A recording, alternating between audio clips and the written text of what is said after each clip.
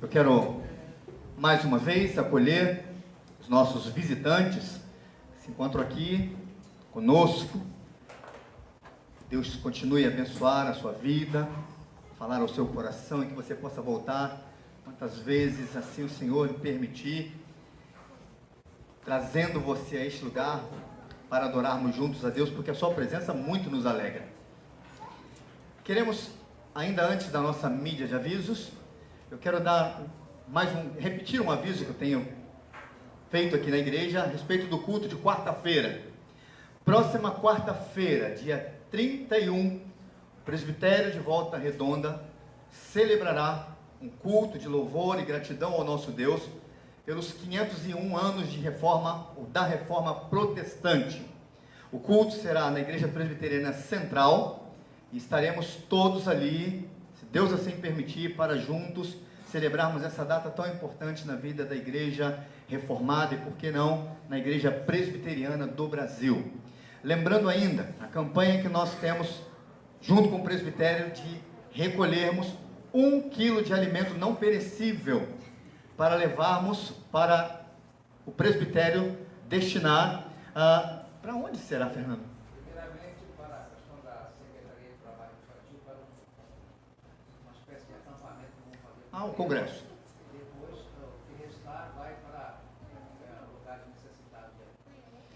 Alguns irmãos e irmãs já trouxeram, mas eu queria dar uma última oportunidade para você que não trouxe ainda 1 quilo de alimento não perecível. Você faça isso durante essa semana.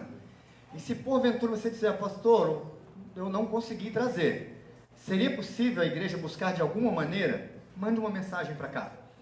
Mande uma mensagem pelo WhatsApp da igreja, informando. Se junte aí com o seu vizinho, quem mora próximo ao outro aí, o pessoal da mesma rua, mesmo bairro. Coloque na casa de alguém, fazendo aí a coleta aí do bairro ou dos grupos de oração, que passamos durante a semana e recolhemos os alimentos, ok? Os responsáveis pelos grupos, por favor, coloquem isso na rede de vocês, na rede de comunicação, para que a gente possa, desta maneira, contribuir com este trabalho também. Vamos assistir a nossa mídia de avisos nas nossas programações.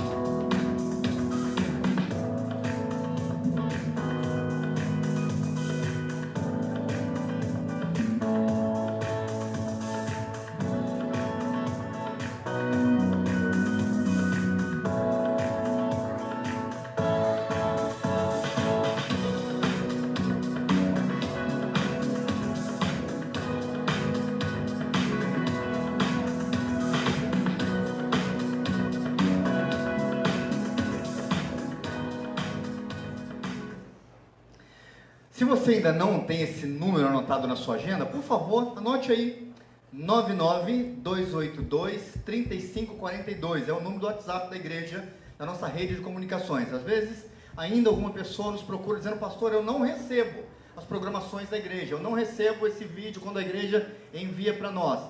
Você precisa de colocar este número na sua agenda, nos seus contatos, 99282-3542. 42. Como eu tinha falado hoje pela manhã, nós não teremos o nosso culto infantil. Nós fazemos isso nos nossos cultos de ceia. E a nossa intenção é para que as nossas crianças adorem ao Senhor próximos das suas famílias. Eu quero trazer aqui à frente, convidar o meu querido amigo, reverendo Fernando, mensageiro dessa noite, que muito gentilmente atendeu ao nosso convite. Quase que era para ser setembro, né? Ou para trás, né? Para trás. Mas é um privilégio ter o Fernando aqui. Eu me lembro quando estávamos por vir para cá, e eu falando com o reverendo Roberto Brasileiro lá em Minas, falando, conheço pouca gente, conheço o reverendo Márcio, que é meu amigo de infância, o reverendo Devaldo está por lá também. Ele falou assim: procura o Fernando. Fernando, e ele achava que você era o presidente do presbitério ainda. Acho que ele achava isso. E desde então a gente tem tido aí um privilégio de estarmos juntos, adorando ao nosso Deus e servindo e procurando servi-lo aqui no presbitério de Volta Redonda. Uma pergunta: você esteve aqui como pastor em que ano? 8 anos. Que joia. Então você já conhece a turma. É um privilégio. Muito obrigado por você aceitar e participar conosco dessa noite de festa e de celebração. E Deus te abençoe.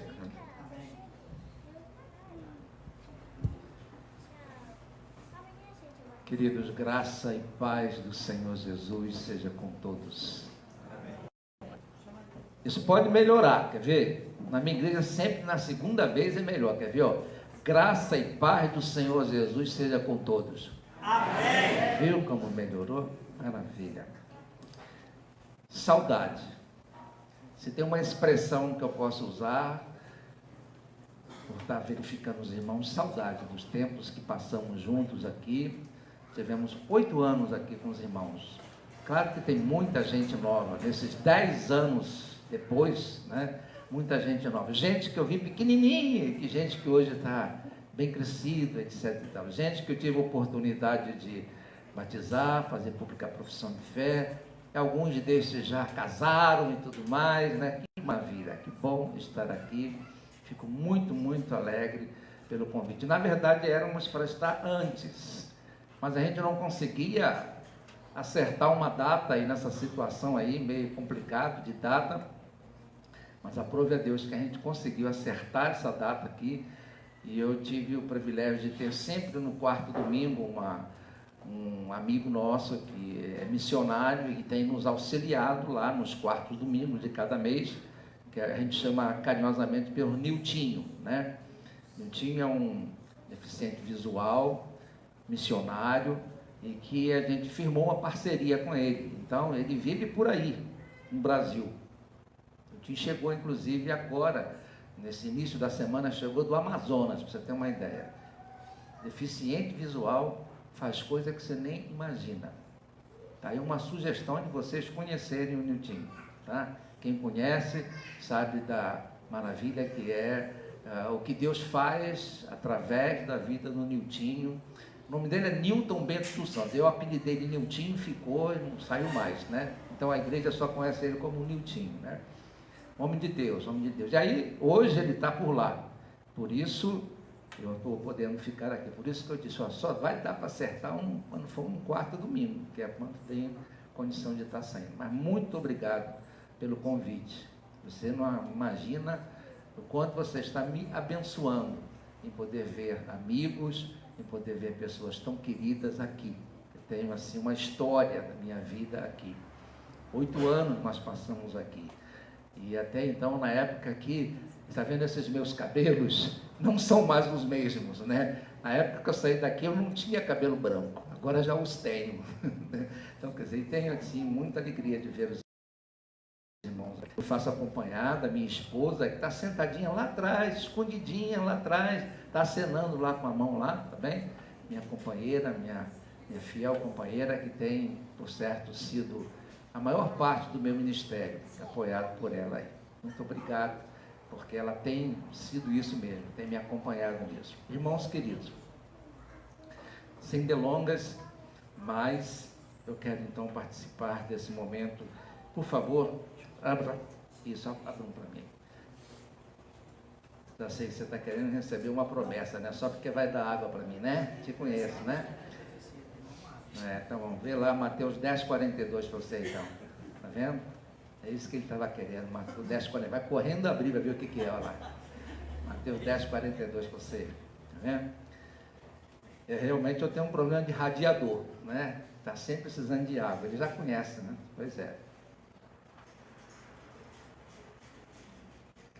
10:42, consulta aí.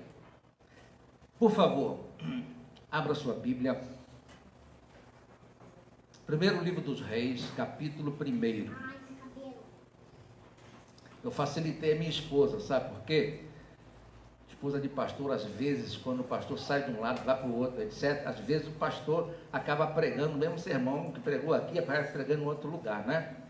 Aí, na semana passada, eu preguei na igreja sobre um determinado tema, que estamos ainda envolvidos na questão de eleição. Eu preguei sobre eleição. Aí disse ela, vou pregar essa mesma coisa lá na Casa de Pedra. Ela já não aguenta mais, vou ouvir isso outra vez. Mas eu tive misericórdia dela, eu não vou pregar a mesma coisa não, entendeu? Primeiro livro dos Reis, capítulo 1. Primeiro dos Reis, capítulo 1.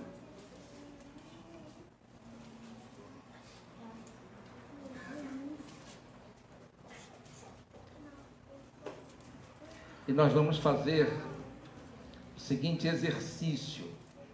Eu vou usar muito do capítulo 1 de Reis. E se você puder, mantenha a sua Bíblia aberta, não feche a Bíblia. 1 do Reis, capítulo 1. Antes vamos falar com Deus. Gostaria que você orasse ao Senhor. E a sua oração vai ser por você mesmo.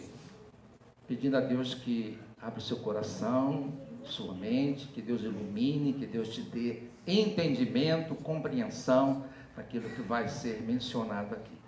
Eu interromperei o silêncio com uma oração audível. Ore aí, por favor.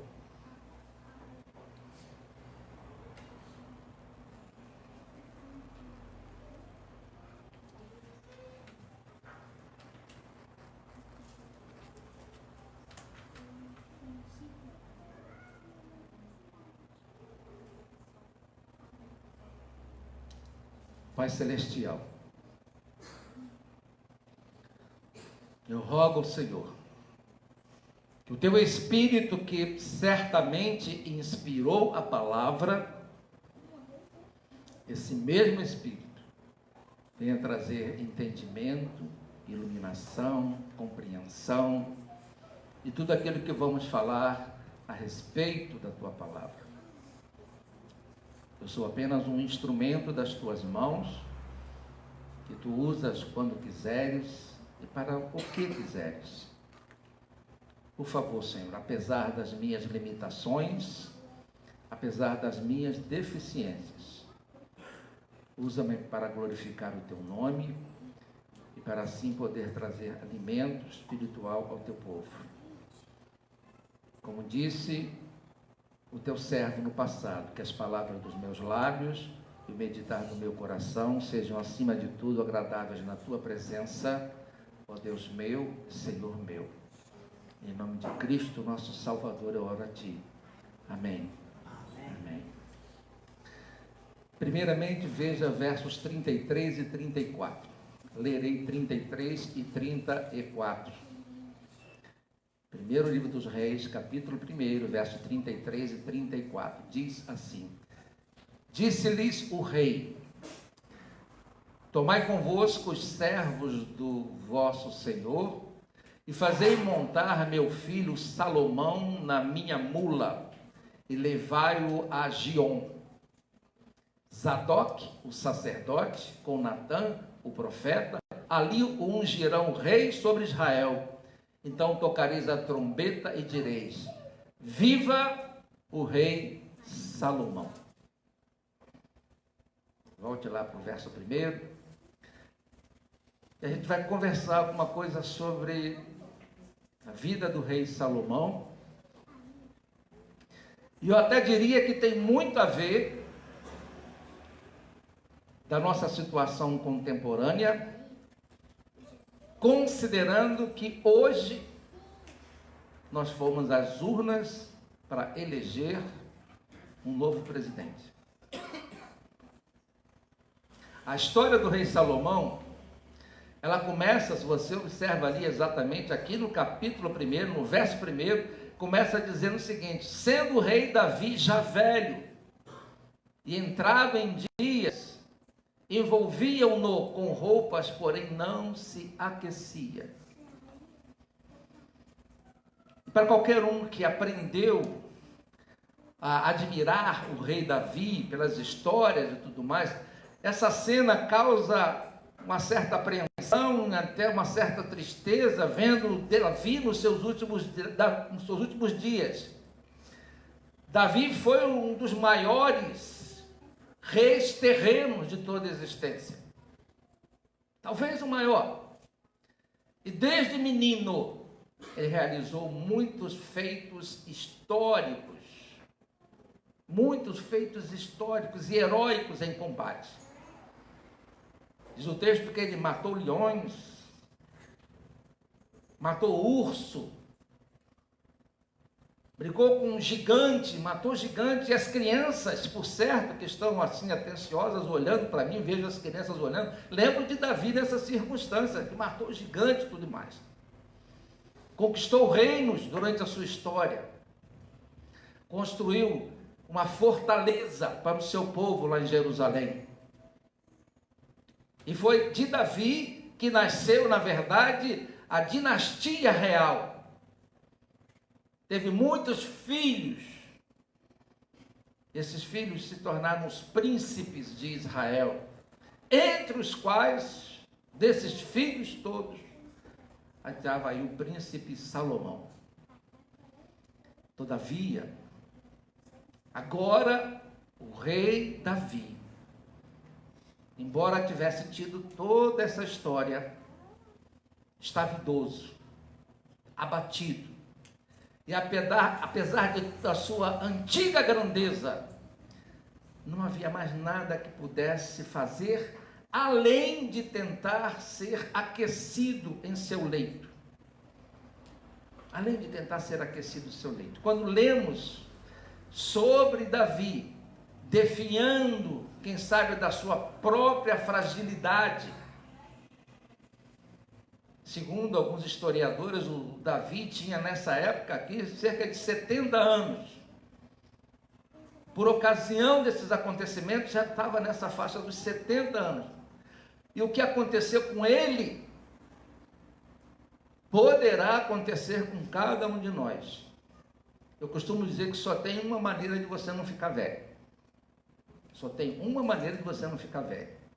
Não são os produtos, os cosméticos e etc. que vão conservar você novo. Tentam, mas não conseguem.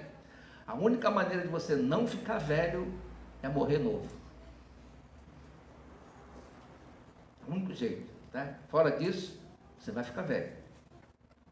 E quando fica velho, o que acontece? A audição vai falhar, a visão vai ficar cada vez mais fraca, os nossos braços e pernas vão se tornar frágeis, e possíveis quedas até acontecerão. Por isso, é importante que cada um dê atenção ao conselho que o próprio Salomão deu mais tarde. Nos seus dias de sabedoria, ele disse assim: lembre-se também do seu Criador nos dias da tua juventude, antes que venham os maus dias e se aproximem os anos dos quais você dirá: não tenho nenhum prazer neles. Pobre Davi, nas circunstâncias aqui, enquanto ele buscava se aquecer, os seus servos tentavam ajudar. Verso 2 diz assim: então lhe disseram os seus servos: procure-se para o rei nosso senhor uma jovem donzela que esteja perante o rei e tenha cuidado dele e durma nos seus braços, para que o rei nosso senhor se aqueça. Verso 3 diz: procuraram, pois, por todos os termos de Israel, uma jovem formosa, e acharam a Bisague, a sunamita, e a trouxeram ao rei. Imagine isso, fizeram um concurso de Miss Israel naquela região e acharam Abisag. Eu quero imaginar que Abisag devia ser assim alguma coisa muito especial, muito bonita, e elegeram Abisag, aquela que deveria ficar com o rei. Com que propósito fizeram isso? O uso de Abisag seria praticamente como se fosse uma espécie de bolsa com a quente humana para gerar, quem sabe, aquecimento ao rei. Isso gera muito mais perguntas. Será que os servos de Davi estavam simplesmente tentando mantê-lo aquecido? Nesse caso, se a proposta era essa, por que será que realizaram esse concurso de Miss Israel para encontrar a jovem mais linda do país? A situação parecia carregada também de uma certa sensualidade. E ainda mais quando nós somos informados que Davi não teve relações sexuais com essa mulher. Isso permanece uma sensação assim de inconveniência. Olha só, o verso 4 diz assim: a jovem era sobremaneira formosa, cuidava do rei e o servia, porém o rei não a possuiu. Porém o rei não a possuiu. Ou seja, estava ali com o propósito só de manter o rei aquecido. Então percebe-se aqui que o rei Davi, no decorrer da sua história, na circunstância que estava vivendo, eu diria até que perdeu algo da sua reputação. Perdeu algo da sua reputação. Por exemplo, ele, pai de Salomão e de muitos outros filhos, nem mesmo uma jovem virgem deslumbrante consegue despertar o seu ardor. Perdeu, pois, a virilidade e a vitalidade. Enquanto isso estava acontecendo, isso é bom atentar os detalhes, enquanto isso estava acontecendo, já vi Davi chegando ao fim, contudo na sua corte, entre as pessoas que, por certo, também faziam parte do seu governo, se enchiam de intriga. Algumas coisas estavam acontecendo. Os seus cortesãos estavam cochichando pelos corredores o seguinte: quem será o próximo rei? Quem é que vai ser o próximo rei? Na surdina, algo acontecia. Aliás, alguns anos antes já haviam ocorrido pelo menos 2 tentativas de destronar Davi. Anos antes, por exemplo, uma rebelião que aconteceu com o próprio filho dele, filho mais velho, Absalão, né, que acabou morrendo na circunstância. Não vou me discorrer sobre a vida de Absalão para não usar meu tempo para isso. Absalão foi um camarada que tentou usurpar o trono do pai. E depois uma revolta de um benjamita chamado Seba, também tentou usurpar o trono de Davi. Ambas rebeliões foram reprimidas. Mas agora, Davi já estava envelhecido, se tornando cada vez mais fraco. E no que dizia respeito a Deus, supunha-se que o herdeiro legítimo de Davi fosse Salomão. Embora Salomão não fosse o filho mais velho naquele momento. Naquele momento, o filho mais velho de Davi era Adonias. E aí, olha só o que acaba acontecendo. Porque normalmente, no decorrer da história, seria o seguinte: o filho mais velho assumir. Contudo, nós sabemos que a palavra do Senhor, que já havia sido experimentado na vida de Davi, a coisa funcionava de maneira diferente. Davi mesmo, em consulta ao Senhor, experimentou do Senhor uma resposta que o rei, a partir dele, seria Salomão. Por direito divino, Salomão seria o próximo rei de Israel. Mas estava havendo, nos bastidores, na corte, algo para usurpar o trono de Davi. Havia um outro candidato um outro candidato ao reinado, um candidato alternativo para sentar-se no trono de Israel. E esse outro candidato, a maioria das pessoas o via como o príncipe herdeiro. Seu nome, eu já disse antes aqui, era Adonias. Ele parecia ser tudo aquilo que Davi costumava ser quando mais jovem, mas agora não era mais. E a Bíblia o descreve assim, olha aí para os versos 5 e 6. Então Adonias, filho de Agite, se exaltou e disse: eu reinarei. E providenciou carros e cavaleiros e 50 homens que corressem adiante dele. Verso 6 diz: jamais seu pai o contrariou, dizendo: por que procedes assim? Além disso, era ele de aparência formosa e nascera depois de Absalão. Ou seja, ele era o cara mais bonito, formoso. Ou seja, aparentemente, esse era o homem.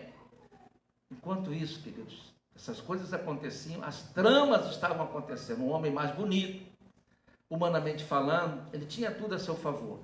Ele exibia, quem sabe, todas as qualificações que as pessoas esperam. Olham e julgam e veem pela aparência.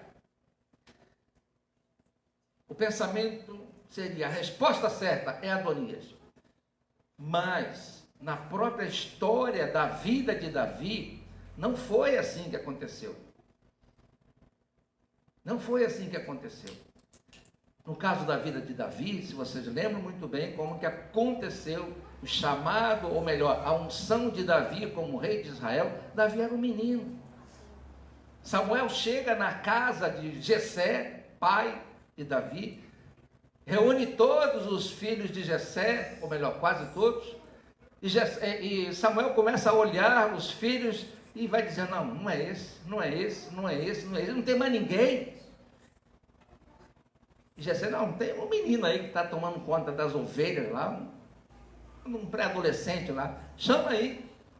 E quando o chamaram, Samuel diz: é esse daí. E Samuel se expressa dizendo exatamente o seguinte: o Senhor não olha para a aparência, o Senhor vê o coração. O Senhor vê o coração. Então, queridos, aqui voltando na Adonias, embora Adonias fosse o filho mais velho dos filhos vivos de Davi, Adonias era o mais velho. Ele seria naturalmente o sucessor do trono, mas não era isso que o Senhor tinha prometido e não era assim que o Senhor tinha mostrado. Enquanto o rei Davi estava lá no seu leito, vamos relembrar, idoso, debilitado, praticamente no seu leito de morte, o seu filho mais velho, Adonias, tinha chegado ao ponto de ele mesmo proclamar-se rei. Dos versos de 5 a 10, está aí descrito, ele se proclama rei. E quando ele se proclama rei, que faz toda essa situação que está aí no texto, depois você, com cuidado, lê isso devagarzinho. E há uma preocupação no restante da corte. O profeta Natã fez tudo o que podia para garantir o reinado de Salomão, porque Deus tinha prometido que o trono de Davi seria sucedido por Salomão. Dos versos de 11 a 31, o texto todo fala aqui, exatamente que Natã tomou um cuidado para tentar mostrar que não seria desse jeito. Ou seja, na tentativa de usurpar o trono de Davi, Adonias já havia até anunciado que ele seria o rei. Quando Davi percebe essa situação toda que estava acontecendo, verificando que o seu trono estava sendo praticamente usurpado por Adonias, como se fosse num sobrefôlego que ele teve, Davi tomou o controle da situação. E ele ordenou que a coisa não fosse assim. Pula seu olhar para o verso 32, quando ele chega no verso 32, ele diz: disse o rei Davi, ou seja, Davi tomou o controle. Chamai-me Zadok, o sacerdote, a Natã, o profeta, a Benaia, filho de Joiada, e eles se apresentaram ao rei. Ou seja, Davi começa a ter uma jogada astuta. Chamem para mim Zadok, Natã e Benaia. Ou seja, ele chama aí, por favor, o legislativo, o executivo, o judiciário, para eu tentar resolver isso de uma maneira correta. Então essa foi uma jogada astuta. Davi estava reunindo o profeta, o sacerdote, o representante do rei. E Adonias não teve esse cuidado. Adonias não havia consultado nenhum desses homens, mas Davi o fez. Davi procurou fazê-lo. Ele uniu o seu reino com o governo de Deus, que havia designado para servir os governantes de Israel. Então Davi deu ordens para a coroação de Salomão, e deu as ordens da coroação, que estão descritas do verso 33 até o verso 35, algum desses nós já lemos aqui, mas diz assim: disse-lhe o rei: tomai convosco os servos do vosso Senhor, e fazei montar o meu filho Salomão na minha mula, e levai-o a Giom. Zadok, o sacerdote, com Natã, o profeta, ali ungirão o rei sobre Israel. Então tocareis a trombeta e direis: viva o rei Salomão! Subireis após ele, e virá e se assentará no meu trono, pois é ele quem reinará em meu lugar, porque eu ordenei seja ele príncipe sobre Israel e sobre Judá. Essa foi a maneira certa do rei Davi anunciar o seu sucessor e de os líderes de Israel acabarem tornando legalmente Salomão como seu rei. Ele fez com a sua autoridade real, como representante de Deus, e fez isso, segundo o texto, à plena luz do dia. Não fez as escondidas, não fez a surdina, ele fez à plena luz do dia, ao contrário de Adonias, que foi anfitrião da sua própria coroação, realizado tudo em particular.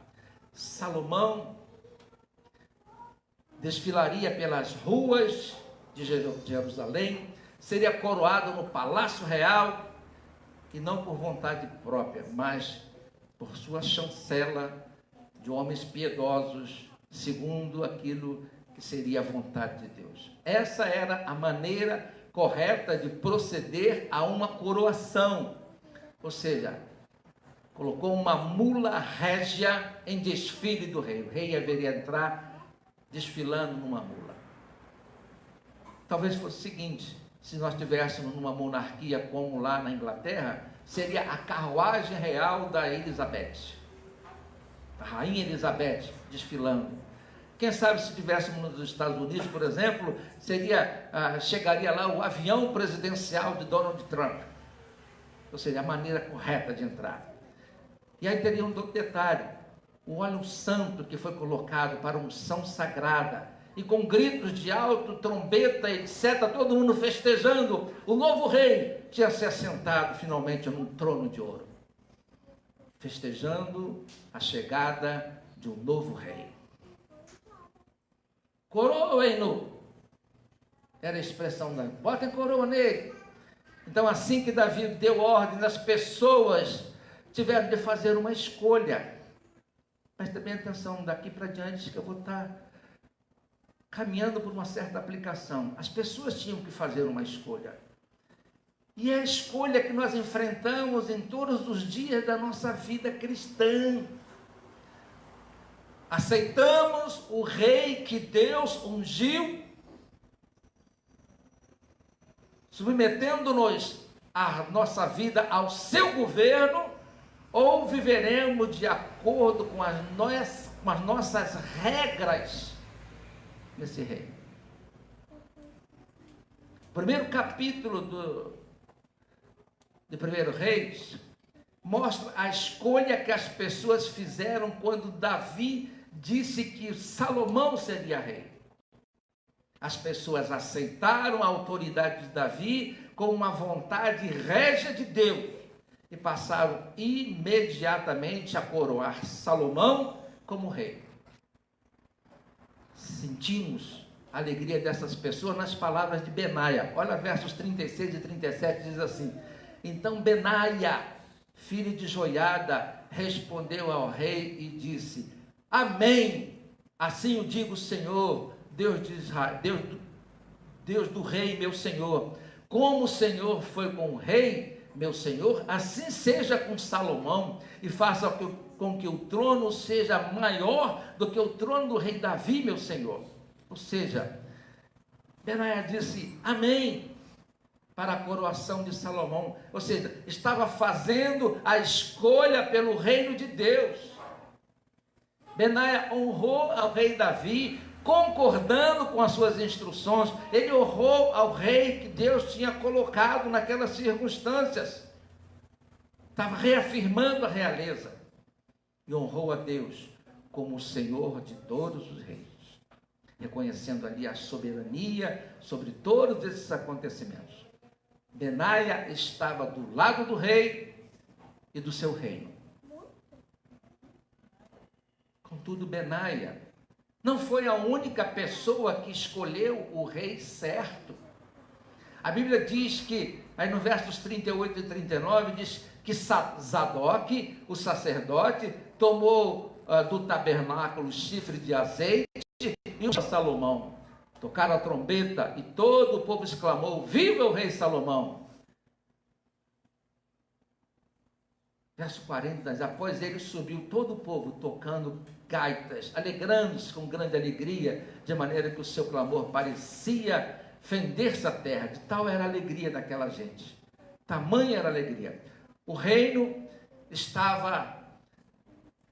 inteiro, todas as pessoas estavam acolhendo Salomão. Que alegria foi ver naquela circunstância o rei Salomão ascender a esse trono naquele dia feliz, o dia que Israel recebe aquele homem como rei, Salomão. Salomão significa descanso, paz. Entrou um novo rei para dar descanso, para dar paz. A notícia de sua coroação se alastrou por toda a cidade.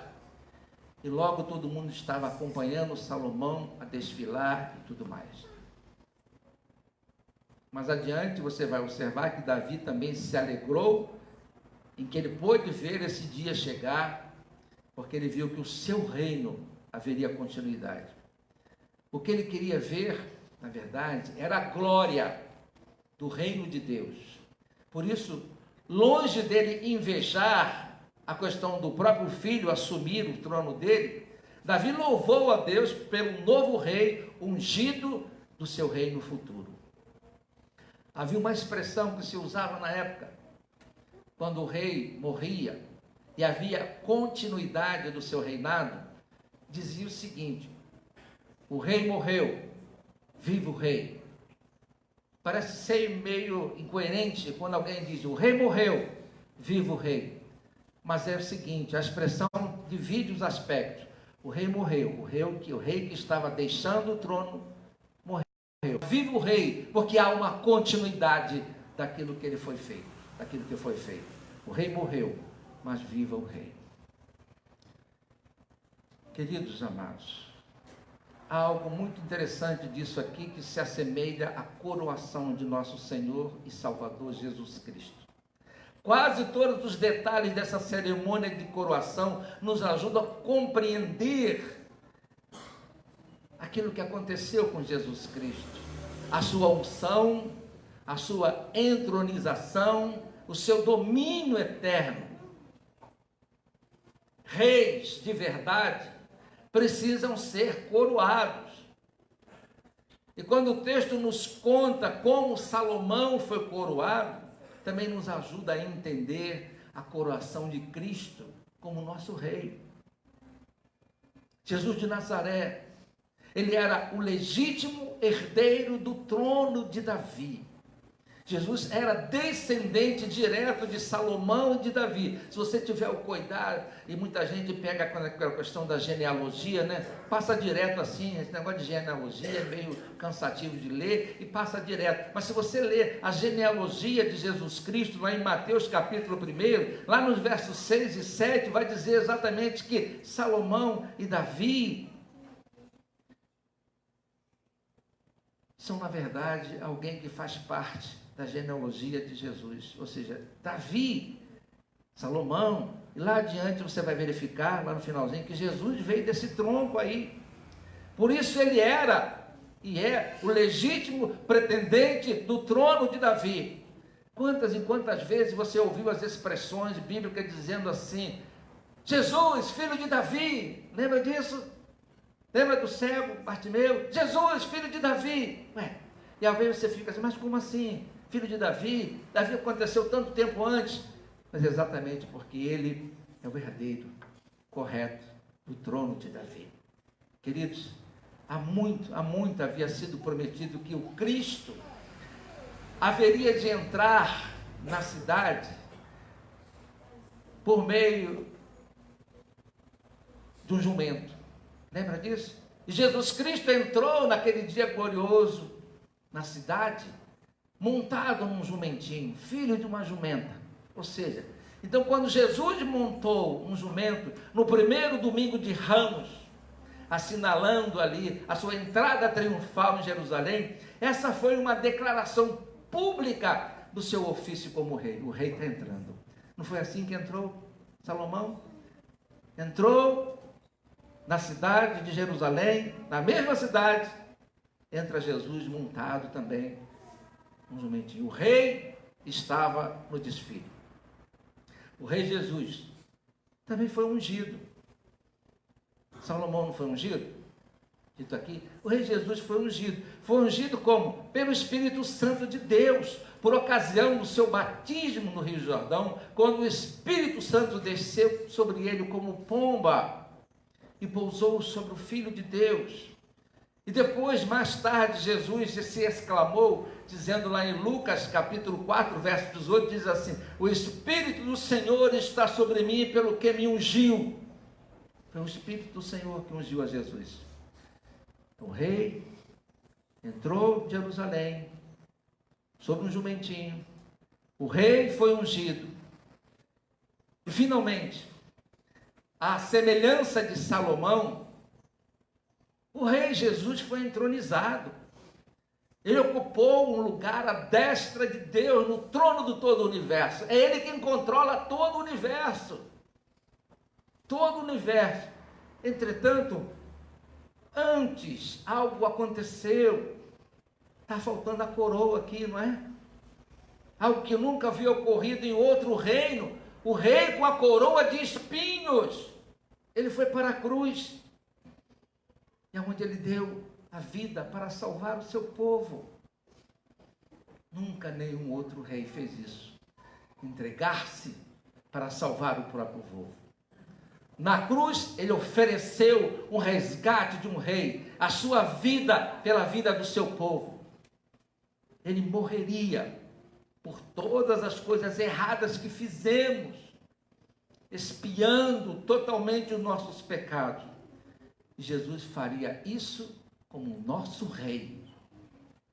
Foi para a cruz do Calvário com a coroa e pagou o preço. A coroa de espinhos que foi colocada nele com o propósito de zombar das suas reivindicações como rei, na verdade a coroa proclamou a sua dignidade de rei. Mesmo na sua morte, o rei estava digno. E quando Jesus morreu na cruz, Satanás e todos os inimigos de Deus disseram assim: o rei morreu. Mas não era o fim da história. Ao terceiro dia, lá do alto, brada a voz do Todo-Poderoso e diz: viva o rei! E o rei sobreviveu. Jesus saiu para fora do túmulo e foi entronizado para todo sempre, o Rei eterno, Criador e sustentador de todas as coisas, quando Deus cumpriu a sua promessa lá à casa de Davi. Deus Pai disse ao Deus Filho, como está registrado no Salmo 110, verso 1, anos antes de tudo isso acontecer, está lá escrito: assenta-te à minha direita. O Deus Filho assentou-se à direita de Deus Pai. Que alegria! Eu imagino que alegria deve ter havido lá no céu, quando o Filho de Deus ascendeu ao seu trono. Gritos de vitória, gritos de alegria, como aconteceram, por certo, na coroação lá de Salomão. Toquem as trombetas, o rei está de volta. Cântico de louvor. Seu trono é maior do que o trono de Davi, maior do que o trono de Salomão, é superior a todos os domínios, pois Jesus Cristo está sentado para todo sempre no trono régio do céu, rei sobre tudo e rei sobre todos. O rei de verdade que Deus ungiu, que rege e controla tudo e todos. Nós também podemos aclamá-lo como nosso rei. Cada vez que oramos para que o reino venha, quando oramos, venha o teu reino, significa para que o evangelho alcance nossos amigos, alcance nossos vizinhos, alcance nossos parentes, para que a igreja cresça ao redor do mundo. Nós honramos a Cristo como rei quando fazemos isso. Nosso rei vive. Davi morreu, Salomão morreu, porém Jesus ressuscitou dentre os mortos para dar vida eterna a Davi, para dar vida eterna a Salomão, para dar vida eterna a todos os seus filhos que foram chamados por ele para a salvação em Cristo Jesus. E tem um detalhe: na questão daquele reinado humano, houve um interregno, uma interrupção, mas nunca haverá um interregno no reino de Deus, porque Jesus Cristo é Rei imortal, de todas as eras e para todo sempre, nunca será tirado do reinado. Ele é o Rei eterno, invisível por enquanto, mas real, e reina para todo sempre.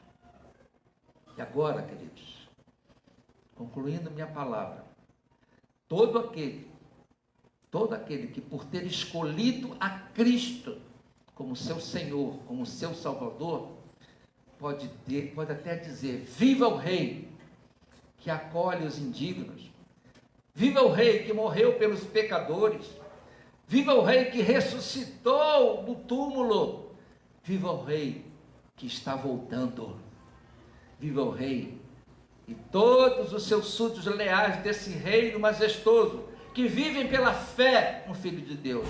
Viva o Rei que controla a sua vida, viva o Rei que controla o Brasil. Ele sim que é a nossa verdadeira esperança. Viva o Rei. Deus te abençoe poderosamente, da cabeça aos pés, em nome de Jesus. Muito obrigado pela oportunidade.